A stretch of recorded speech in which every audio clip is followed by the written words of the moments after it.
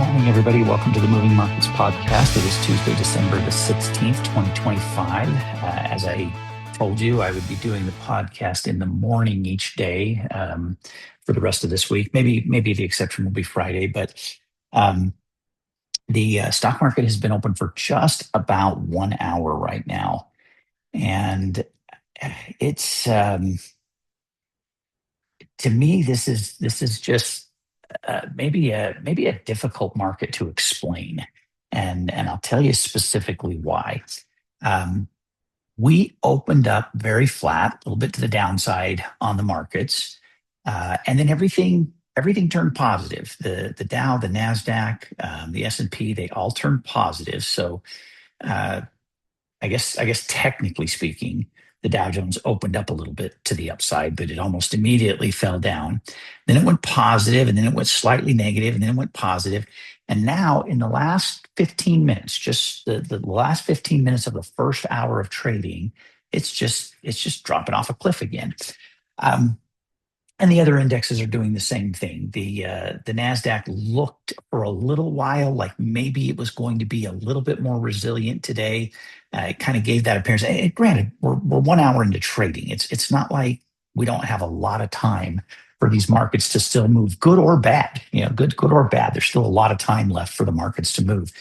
Um, but the story that this first hour tells, barring a return to where we were at 30 minutes ago, and everything being to the upside, and even if there is a turnaround and everything is trading to the upside in another 30 minutes or 15 minutes or an hour, the story that I think is being told is that there's a tremendous amount of uncertainty right now in the markets.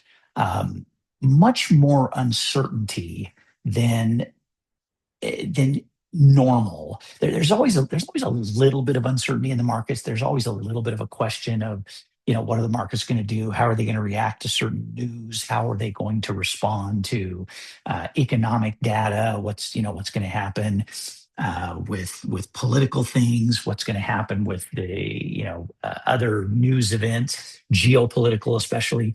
Um, there's always a little bit of uncertainty. But I think what is going on right now is you're getting some competing ideas and some competing narrative from people that are sometimes on the same page, or at the very least, people who are often steady in their opinion of what's going to happen. And usually it's, analysts will tell you what they think is going to happen. And if enough of them are saying the same thing, there's either good solid data that backs that, or you've got the analyst's ability to create a narrative that will then push things in the direction that their narrative is suggesting. I feel like right now, the past couple trading days, all of last week, what has changed is that the analysts are being pushed around, and their narrative is shifting depending on what the market is doing that day or what the market did the previous day. So instead of the analyst saying, "Hey, don't worry about this little sell-off. Everything is still strong. I'm still bullish. Everything is still moving in this direction. All the indicators are good."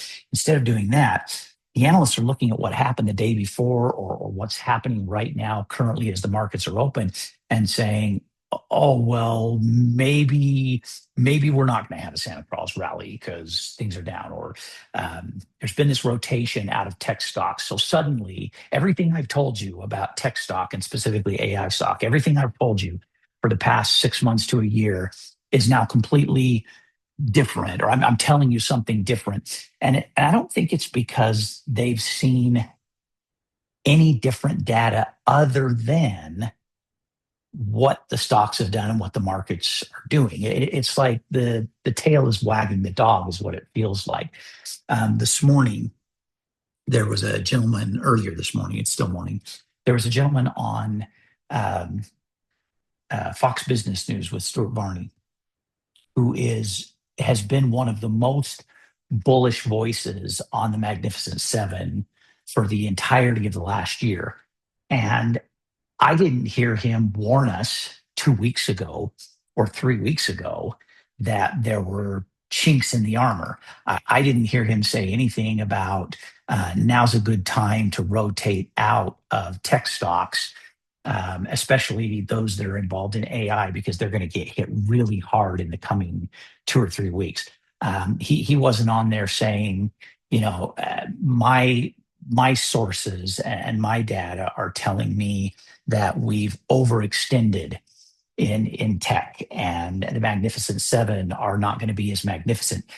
No, it's not until you've seen Microsoft drop way down, um, uh, Amazon take a drop. Um, who are some others that are in that Magnificent Seven? Sorry, my voice is a little bit scratchy this morning. You've got AMD took a big hit. NVIDIA took a little bit of a hit, maybe not quite as bad as some of the others. Actually, NVIDIA's taken a pretty good size hit. It wasn't, 4 or 5 weeks ago that he was saying, um, you know, watch out for all these Magnificent Seven stocks or these tech stocks that you're in, because they're all going to get hit and they're all going to tumble and it's going to be ugly, and watch out. He didn't do any of that. It's all of a sudden after all of this has happened. And this is one of a number of individuals that I see doing the same thing. After all this has happened, now they're saying, well, it might be a good time to, maybe rotating out of tech stocks and rotating into some consumer staples and healthcare and energy stocks is a better trade right now. And I bring this up because I get frustrated by the people that we sometimes want to rely on to be the experts and to be able to tell us what's coming and why it might be coming. And I know nobody has a crystal ball. Nobody can predict exactly how companies are going to react to certain things. Nobody can predict exactly what's going to happen in the next 5 minutes, let alone the next 5 days or 5 weeks. I recognize that. So I'm not expecting these people to be some type of miracle worker. But it is frustrating when the people that you want to rely on to be somewhat expert are are not reading anything any faster than you're able to. And in some cases they're dead flat wrong, and then they try and change the narrative to make it sound like they're on top of things, to make it sound like they've got a handle on this, or even sometimes to the extreme of, well, this is what I thought was going to happen all along, when that's not what they were saying a very short time ago. So um, that's what it feels like to me right now, is like the tail is wagging the dog, and the people that should be formulating the opinions about what's going to happen with some insight, some knowledge, some amount of experience, that again, you can't rely on them to be soothsayers, but you certainly want to rely on them to have done some research or maybe have some insight as a professional that you don't. Um, I get myself in trouble sometimes when I predict what I think is going to happen. And oftentimes I revert back to, who knows what's going to happen? I have no clue what's going to happen. Um, we're an hour and 7 minutes into today's trading. Just since I started talking, that the Dow had come back a little bit. Now it's right back down where it was. It was looks like it was going to start to turn the corner and come back a little bit, and now it's just back to this um, falling knife. A number of stocks that I follow closely and or trade have been up today, and now they're down. AMD, Amazon, Applied Digital, Google, Marvell, Micron, um, and now Nvidia has gone a little bit negative. Tesla. Every one of those has spent time in positive territory this morning. And again, it's super early in the day. A lot can happen. Anything could happen. So uh, I wouldn't be surprised when we get to the end of the day today if the three major indexes are all up a third to a 0.5% or even 0.75%. And I wouldn't be surprised if, from where we're at right now, you can see that they're all down between a third and a 0.5%. I wouldn't be shocked if this went down 500 points, and instead of being down a 0.5%, we ended up down 1.25%. Same with the S&P and the NASDAQ. I don't know. And I think most investors right now just don't know. We got some jobs data this morning. It's delayed data, but the jobs data painted kind of a bleak picture for October, a much better picture for November. The government shutdown, I know, had a lot to do with that. You got to take these numbers in stride, and you got to be careful what you read into these numbers and how much you read into these numbers, because it's hard to know with any certainty how much different the numbers might be next month when our data is a little more caught up on that. I believe there's CPI numbers coming out, and again, this is delayed numbers, but I believe we have a CPI coming out Thursday. Um, I hear people on the news today, the financial news today, saying that they think CPI is going to come down and may notch down a little bit, which would be great. But I don't know why they feel that way. I don't know why they're thinking that's going to happen, and they're a little bit loath to share why they think that's going to happen. Um, so a lot going on, but everything that's going on is just making investors wonder where the accurate narrative is. And I think the most accurate narrative is we have no idea what's going to happen in the next month, in the next month and a half. Some people that just as little as a week ago or 2 weeks ago were absolutely certain we were going to have a Santa Claus rally. Are now suggesting otherwise, that maybe we're not going to have a Santa Claus rally, that we might be in for some real choppy markets over these last 2 weeks of trading. This is the last full week, and then we've got 2 weeks that are cut short by the big major holidays. But they're now kind of moving the narrative from a Santa Claus rally, which you could argue we've already got something of that in the last couple of weeks. But now they're arguing that choppiness, or maybe we're going to pull back a little bit more going into the first part of the year. And until we get to fourth quarter earnings that begin to get reported in the middle part of January, we might not have any direction in this market. We might have as many up days as we have down days, or you're going to have more down days and a little bit of drift to the downside. Um, I almost think if there's choppy markets ahead for the next 2.5 weeks, I think that choppiness is going to be with a slight drift to the downside. I personally think that is more likely than a choppiness that let's say we've got this little 3 day sell off going, if you count where we're at today so far. But I think choppiness would look more like up and down, but with a drift to the downside, or a steady slow drift to the downside.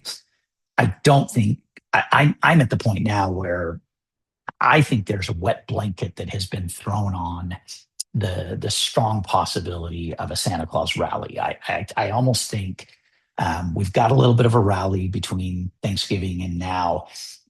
It's disappearing these last few days. I kind of lean towards it's going to continue to disappear um, rather than continue or reverse and go back up. Now I'm being a little bit pessimistic. I hope I'm wrong. I genuinely hope I'm wrong. I'm always cheering for the markets to go up, not down. People's 401ks do better. People's retirement accounts do better when the markets are going up. The economy as a whole does better when the markets are going up. More wealth is created. I'm always a proponent of markets going up, and always hoping that they don't go down, or at least they don't slide or go down too far.